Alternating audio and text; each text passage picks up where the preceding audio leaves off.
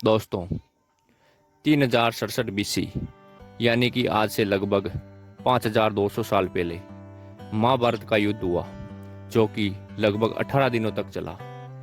इस पर प्रोफेसर प्रियांक, जो दिल्ली विश्वविद्यालय में पढ़ाते, ने वेद व्यास के महाभारत तथा श्रीमद् भागवत गीता व देवी पुराण के आधार पर अपने शोध में बताया कि उस समय विश्व की आबादी लगभग 250 करोड़ थी।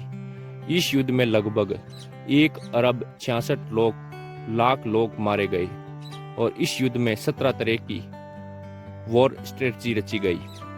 इस युद्ध में ब्रह्मास्त्र जैसे न्यूक्लियर वेपन का उपयोग किया गया, आधुनिक मिसाइलों की तरह शक्ति मिसाइल व अन्य अस्त्र शस्त्रों का प्रयोग किया। जनसंहार के मामले में प्रथम व द्वितीय विश्व युद्ध के में मारे गए लोगों से भी अधिक लोग इस युद्ध में मारे गए।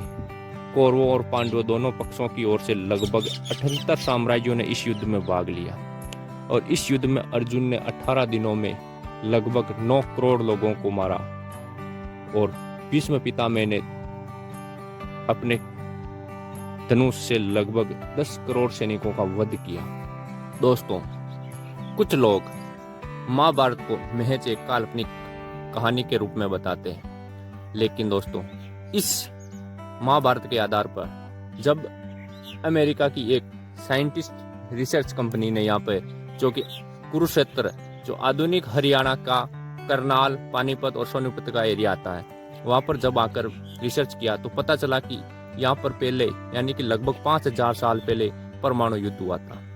ये कोई परमाणु युद्ध नहीं था दोस्तों, ये महाभारत के युद्ध में प्रयोग की जाने वाली ब्रह्मास्त्र जैसा घातक हथियार, जो कि वर्तमान में जिसको न्यूक्लियर बम के नाम से जाना जाता, इस ब्रह्मास्त्र के प्रयोग से आज भी वहां पर रेडियो एक्टिव किरणें मौजूद। महाभारत के युद्ध के पश्चात जब श्री कृष्ण माँ गांधारी से मिलने गए तो माँ गांधारी ने श्री कृष्ण को जो श्राप दिया था, जिससे उनकी द्वारिका नगरी समुद्र में यानी कि अरब सागर में समा गई या डूब गई।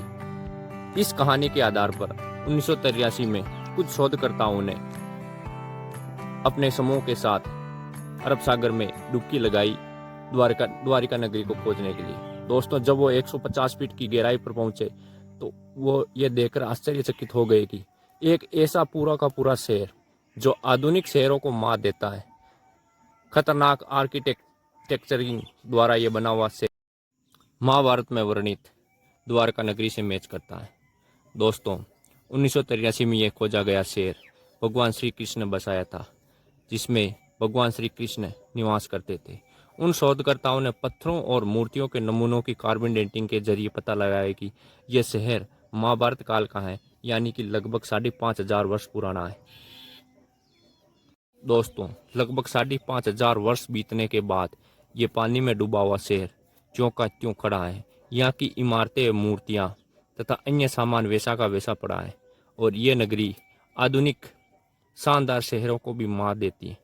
दोस्तों, सनातन को जितना जुटलाने की कोशिश की जाएगी, सनातन उतना ही सुदृढ़ होगा। दोस्तों, यही वही द्वारिका नगरी है जो माता गांधारी ने महाभारत के दिए गए श्राप के कारण अरब सागर में डूब गई। वीडियो पसंद आए तो चैनल को सब्सक्राइब करें। धन्यवाद।